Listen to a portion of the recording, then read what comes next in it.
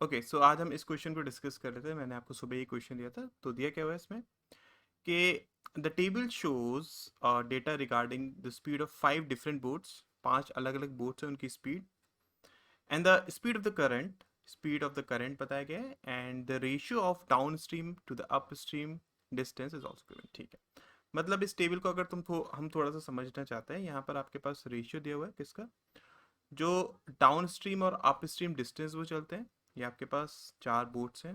ठीक है, यहाँ पर उन बोट्स की स्पीड दी हुई है स्टिल वाटर में, किलोमीटर पर आवर में। ठीक है, और यहाँ पर स्ट्रीम की स्पीड दी हुई है, जिस स्ट्रीम में वो चल रहे हैं। ठीक है, कुछ वैल्यूज आपके पास मिसिंग है, तो वो हम जब ये क्वेश्चन करेंगे, क्वेश्चन को पढ़ेंगे, तब हमें समझ में आएगा। तो क्वेश्चन में दिया क्या हुआ है उसको हम समझ लेते हैं। Boat A can cover the down stream distance in m hours and it can cover the upstream distance in 5m plus 10 hours। ठीक है, तो लेट अस सपोज आपकी अगर मैं बोट ए की बात करता हूँ, तो जो टाइम लगेगा बोट ए को डाउन स्ट्रीम डिस्टेंस ट्रेवल करने में, वो m दिया हुआ है, और जो टाइम लगेगा ए को अप स्ट्रीम डिस्टेंस ट्रेवल करने में, वो 5m plus 10 दिया हुआ है। ठीक है, उसने क्या बोला कि the ratio of the speed of the boat in still water of A to that of the speed of the stream of boat B in kilometre per hour is इतना। ठीक है, मतलब उसने बात करी है कि ए की जो स्पीड है बोट की स्टिल वाटर में, और जिस स्ट्रीम में बी चल रहा है उसकी स्ट्रीम की स्पीड है, उन दोनों का रेशियो उसने 4:1 दिया हुआ है। तो लेट अस सपोज ये 4x है, ये आपके पास x है।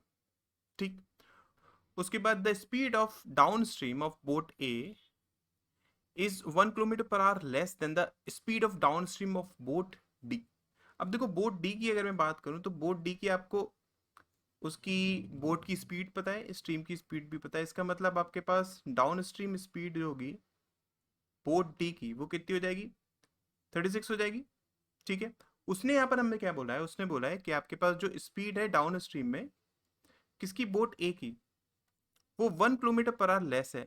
मतलब कितनी हो जाएगी ये, 35 हो जाएगी, इजंट इट।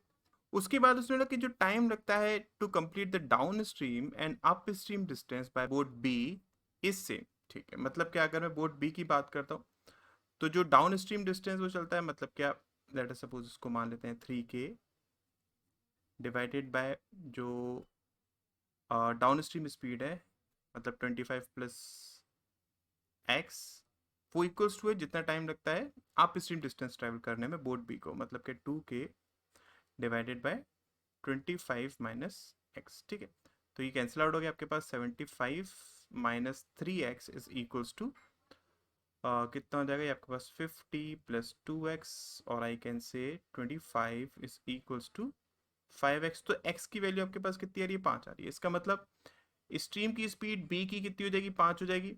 तो जो बोट a की स्पीड होगी वो कितनी हो जाएगी, 20 हो जाएगी। ठीक है, अगर बोट ए की स्पीड 20 है, उसकी डाउन स्ट्रीम में जो स्पीड थी वो 35 थी, तो इसका मतलब इसकी स्ट्रीम की स्पीड कितनी हो जाएगी, 15 हो जाएगी ना, इजंट इट।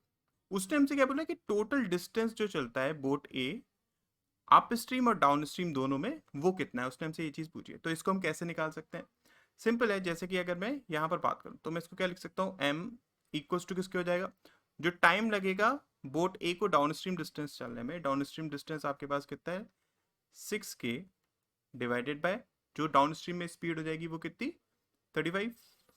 ठीक है, यहाँ से इसको हम क्या लिख सकते हैं कि 5m plus 10 is equals to 5k, because आप स्ट्रीम में डिस्टेंस उसका कितना है, 5k है। ठीक है, आप कोई और वेरिएबल भी ले सकते हैं, कोई इशू नहीं है। हमने यहाँ पर जैसे कि k ले लिया था, तो अगर आप कंफ्यूज होते हैं, इसको और कुछ भी n कुछ भी मानकर चल सकते हैं, देयर इज नो इशू। ठीक है, तो डिवाइडेड बाय, इसको हम लिख सकते हैं आपके पास अप स्ट्रीम में स्पीड हो जाएगी 5। ठीक है, तो यहाँ से m की वैल्यू को अगर मैं पुट करना चाहूँ यहाँ पर, आपके पास कितना हो जाएगा, ये हो जाएगा 5 into 6k divided by 35 plus 10 is equals to k। ठीक है, ये आपके पास देखिए 7 टाइम्स क्या, राइट। तो k 10 इज इक्वल्स टू किसके हो जाएगा, k माइनस 6k अपॉन 7, और I can say k is equals to 70। ठीक है, के अगर इक्वल्स टू 70 हो गया, हमें टोटल डिस्टेंस निकालना है ना, जितना उन्होंने डाउन स्ट्रीम और अप स्ट्रीम में चला था, तो वो कितना हो जाएगा आपके पास 11 के हो जाएगा, मतलब 11 इंटू 70। तो इसका राइट आंसर कितना हो जाएगा 770, मतलब डी इसका राइट आंसर हो जाएगा। ठीक है, आई होप आपको एक्सप्लेनेशन समझ में आ गई होगी। क्वेश्चन में जो जो पूछा था उसने, वो हमने सब कुछ यहाँ पर फाइंड आउट कर लिया है। अगर आपको क्वेश्चन अच्छा लगा होगा तो वीडियो को लाइक करिएगा, चैनल को सब्सक्राइब करिएगा और अपने फ्रेंड्स को इस चैनल के बारे में ज़रूर बताइएगा। मैं डेली ऐसी वीडियोस लाता रहता हूँ। Thank you so much.